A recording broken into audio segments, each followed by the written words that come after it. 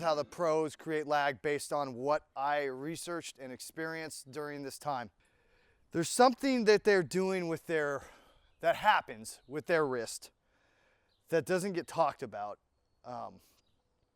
And it was the entire key to getting from 430 or 400 or whatever I was at to getting to 500, 5+. Okay, I got my destroyer, my beat-in destroyer, my favorite driver, my most controlled. Yeah. Everybody teaches to have your wrist like that, right? At like an angle, right? Not straight.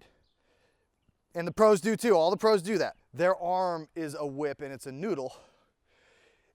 They are not going to be able to maintain this position through the reach back because they would have to hold it in place.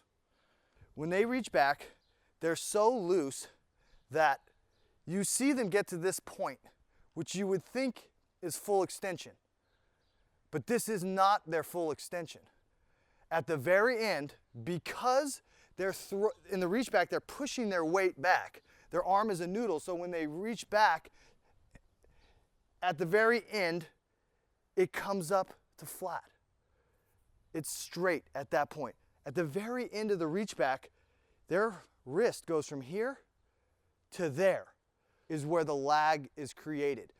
Drew Gibson, my favorite player.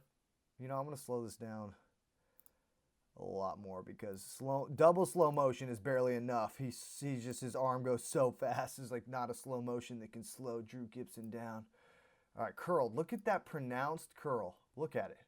And then just look at how fluid that is. Just watch how it's like a wave. Curled.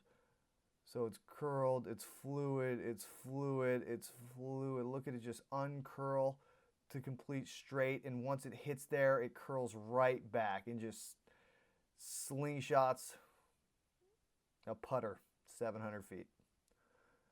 Right there, and then it's an extra reach back. That gives you more time to get inside and turn. They go back, and at the end, it goes like that, and that's the start of the whip. Right there. So when I don't do that, then my arm gets a little ahead of the whole thing because it's not a complete reach back at that point. So if you slow down your tape and you reach back and that's what it looks like, you didn't fully reach back because you were tense. You didn't get to complete the reach back with the wrist because the wrist is so loose, it naturally goes to a full reach back.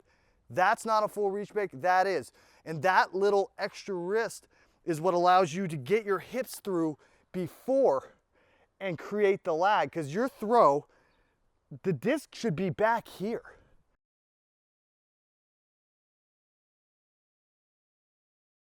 And had they not opened up at the end to straight and kept it right here, they most likely would be here because that extra little lag got them to there.